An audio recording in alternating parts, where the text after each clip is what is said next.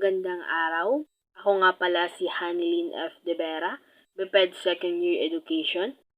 Ang aking napili ay paggawa ng spoken poetry tungkol sa badminton. Handa na ba kayo? Halina at ating simulan. Tara, laro tayo. Badminton, gusto mo? Ako rin, ikaw ang gusto. Ay, oo nga pala, may iba kang gusto.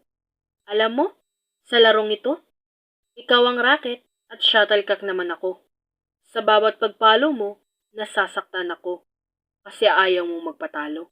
Sa bawat paglapit ko sa'yo, pinapalayo mo ako.